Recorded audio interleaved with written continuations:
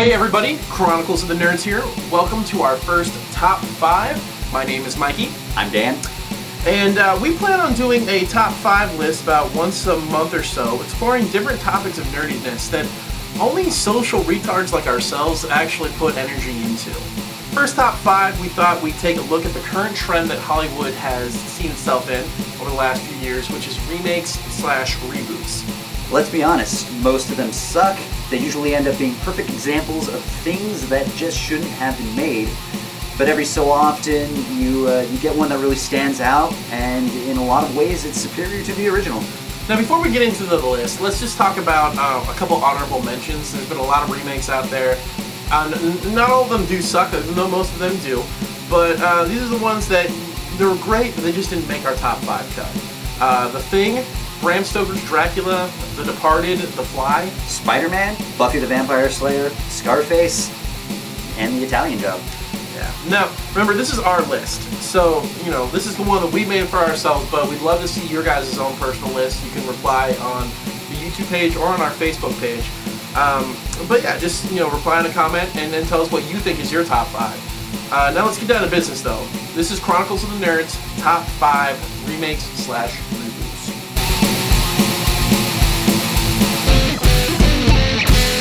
Star Trek.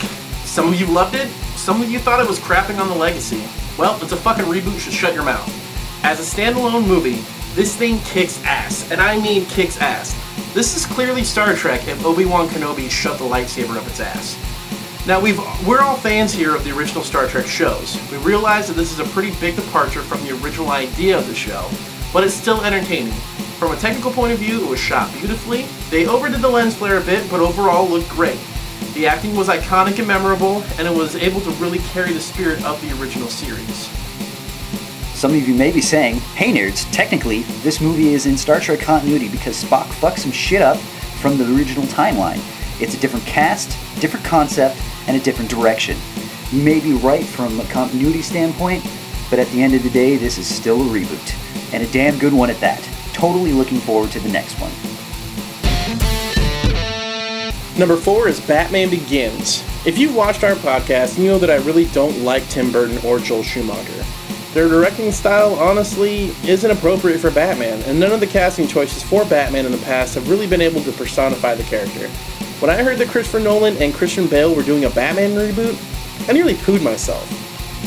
This movie had everything we've really ever wanted in a Batman movie.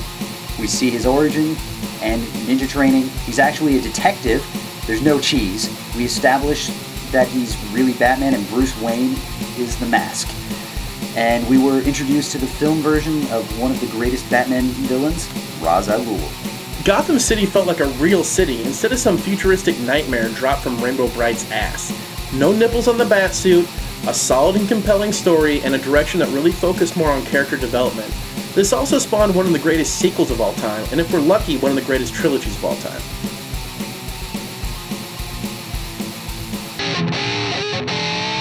Number 3 is Evil Dead 2. For those of you who haven't experienced the awesomeness of Evil Dead, you're probably wondering why we're picking a sequel for our top 5. Well, that's because Evil Dead 2 isn't technically a sequel, but in fact a remake of the original. This is also unique because this is one of the very few remakes that was done by the original writer, director, and lead actor. They basically made the original and said, that movie sure was fun, let's do it again, only better. This movie is funny, gory, scary, and it pretty much made Bruce Campbell the most awesome cult celebrity of all time. The original movie, although fun to watch, was really just a pretty average low-budget horror movie. Evil Dead 2 almost invented a new genre by combining comedy with horror. In a lot of ways, Sam Raimi has almost been copying himself with an Evil Dead 2 approach to almost all of his movies. From a special effects standpoint, this movie broke ground. There's a saying that low-budget sci-fi and horror are the ones that paved the way for innovation in the special effects industry. Watch the special features on this and you'll see a perfect example of how that saying came about. This isn't just one of the greatest remakes of all time, but one of the greatest horror movies as well. Hail to the king, baby. Number 2 is Ocean's 11.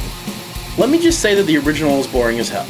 I know it's a classic and it's starring the Rat Pack, but really, as far as telling an interesting story goes, it just falls short. Now, I forgive that they didn't have all the modern magic we have now, but this isn't a list about taking sympathy on the times. It's about awesome remakes. And this is an awesome remake. Ocean's 12 sucked ass, but 11 really brought the goods.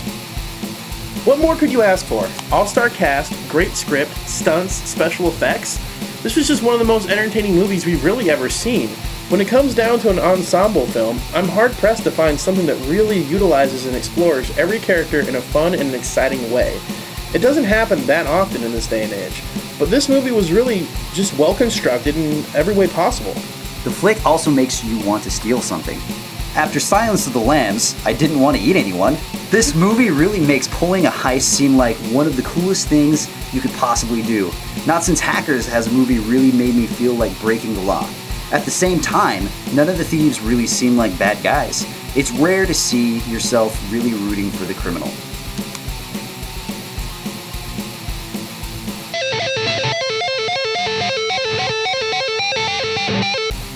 This show is proof that you can indeed polish a turd.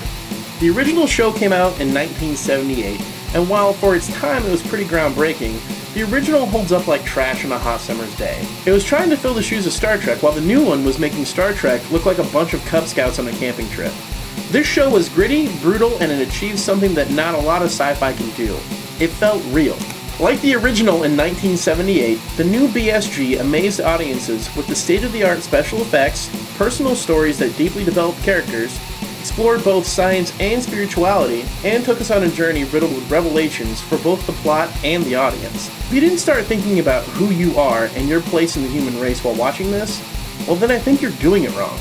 It's so easy to dismiss this show because it's sci-fi, but if anything, BSG shows that sci-fi is more of a setting than a genre. The production value of the show is beyond amazing. The space combat alone is better than any movie I've ever seen. The sets make you feel like you're in a submarine. The language and military etiquette is genuine.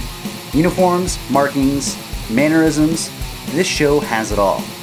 Not to mention the fact that it's won one of the most prestigious writing awards any show can get, the Peabody. The show is written in a complete non-gender biased way, even changing one of the most popular characters from the original series from a guy to a girl. And for the record, Katie Sackhoff could totally kick Dirk Benedict's ass. We say it all the time on the podcast, but you must see this show. So say we all. Well, I hope you enjoyed our first top 5. Like we said earlier, this one is ours, but we totally want to see your response in the section on YouTube, Facebook, or an email. It was fun, and keep watching Chronicles of the Nerds.